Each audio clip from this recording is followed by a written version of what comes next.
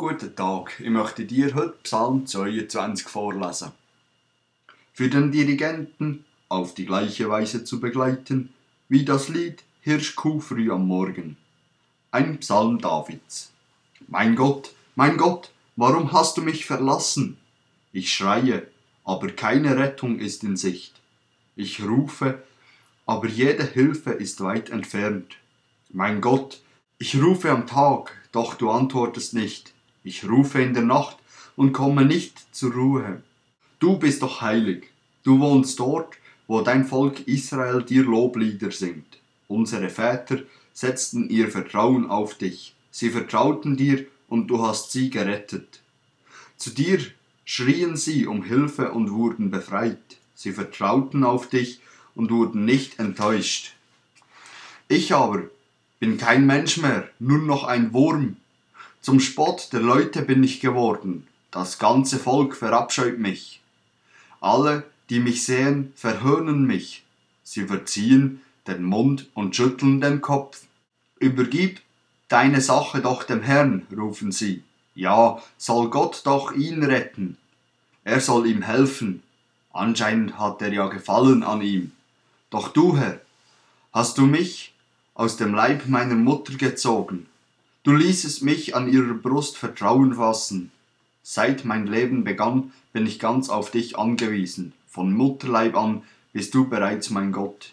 Bleib mir doch jetzt nicht fern. Die Not ist so bedrohlich nah.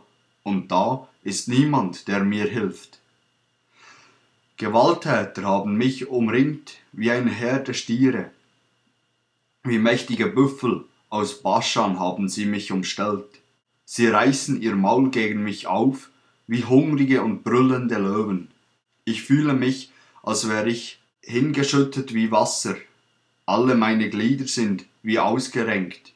Mein Herz ist wie flüssiges Wachs, das tief in meinem Innern zerschmilzt. Ich bin ohne Kraft, ausgetrocknet wie eine Tonscherbe. Die Zunge klebt mir am Gaumen. Du hast mich in den Staub gelegt, dahin, wo die Toten liegen. Denn Menschen haben mich eingekreist wie Hunde, eine Horde von Gewalttätern umringt mich. Wie sich ein Löwe in seine Beute verbeißt, so halten sie mich fest und geben meine Hände und Füße nicht mehr frei. Ich könnte meine Knochen einzeln zählen, meine Feinde starren mich nur erbarmungslos an. Sie verteilen meine Kleider unter sich und werfen das Los, wer mein Obergewand bekommt. Du aber, Herr, bleib nicht fern von mir, du bist doch meine Kraft.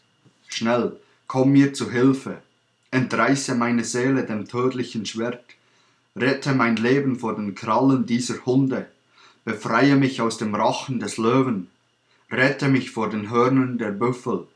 Ja, du hast mich erhört. Ich will meinen Brüdern verkünden, wie groß du bist. Mitten in der Gemeinde will ich dir Loblieder singen. Alle, die ihr vor dem Herrn Ehrfurcht habt, preist ihn. All ihr Nachkommen Jakobs, gebt ihm die Ehre. Begegnet ihm mit Demut und Verehrung, all ihr Nachkommen Israels. Denn der Herr hat sich von der Not des Hilflosen nicht abgewandt und seine Leiden nicht verachtet. Ja, der Herr hat sein Angesicht nicht vor ihm verhüllt, sondern auf ihn gehört, als er um Hilfe rief. Du, Herr, gibst mir Grund dafür, dich zu loben, inmitten der großen Gemeinde. Mein Gelübde will ich erfüllen vor den Augen derer, die dem Herrn in Ehrfurcht dienen. Die Armen sollen wieder essen und satt werden. Die den Herrn suchen, sollen ihn preisen. Euer Herz lebe auf, es lebe ewig. An allen Enden der Erde wird man zur Einsicht kommen, und die Menschen werden zum Herrn umkehren. Alle Völker werden sich vor dir, Herr, niederwerfen und dich anbeten. Denn dem Herrn gehört das Königtum. Er herrscht über alle Völker. Die Großen der Erde werden ein Festmahl halten und sich anbeten vor dem Herrn niederwerfen. Auch alle, die in den Staub des Todes sinken, werden vor ihm niederfallen, alle, die keine Kraft mehr haben zum Leben. Die kommenden Generationen werden ihm dienen. Denen, die noch geboren werden, wird man vom Herrn erzählen.